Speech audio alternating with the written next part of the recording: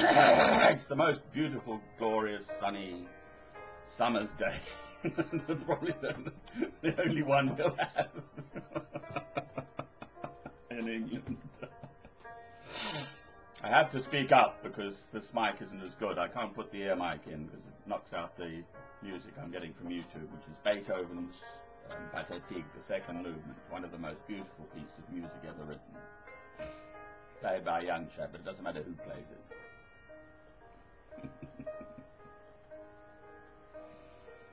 This is a follow-on.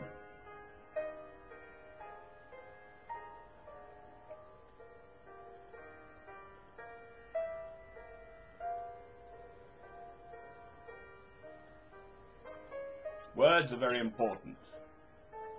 This little thing here, the tongue, there's a passage in, I think it's in James, the letter of James, but it's in the New Testament anyway.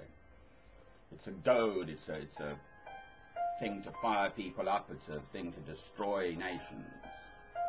Words.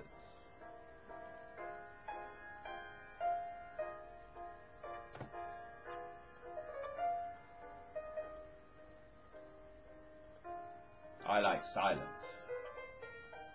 There's the Lord's Prayer and the two commandments. Love God, love your neighbor as yourself. Love can never encompass killing. Turn the other cheek. Every single hair on the head of your fellow man is precious and special. Therefore we can't kill anyone. Therefore the West. But the East too. The principal manufacturers and sellers of arms are America number 1, Russia number 2, Britain number 3, France number 4, China number 5, and Canada number 6. What an extraordinary, surprising thing if all those arms get sold to people to kill each other. At least in Christ's times, people only had swords and stuff like that. Whereas now we do it en masse, and then cover up our evil deeds, as it were. Oh no, not before God. Before God everything is known. There's no secret.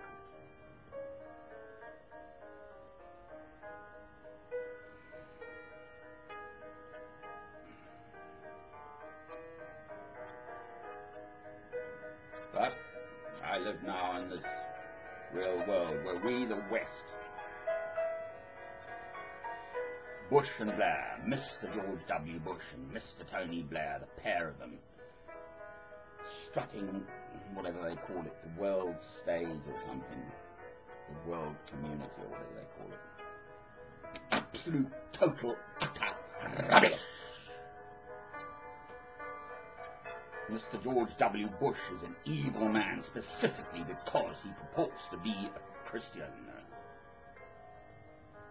No Christian can knowingly injure, let alone kill, one single other human being. My Prime Minister of Britain, no chance whatsoever I'd ever vote for the evil little man, and I use the word evil quite specifically because he too purports to be a Christian. Why can't he hear, read, use his brain, use his heart?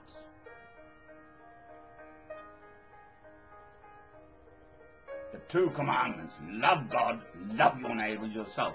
Oh, so sorry, we do love you dearly, we were just going to blow you up for oil. Ha, ha, ha, ha, ha. This is in Iraq. It's a king without any clothes. Those two men specifically, and all the people who voted both of those men back into power, have both got second terms. Oh, we're coming round to it now. What about Vietnam? You just keep going backwards with America, or Britain, or whatever. People justify wars. I spoke to Robert Bronstein, the Archbishop of the Church of England, about exactly the subject for the first war in Iraq. I disagree. I love you, my lord.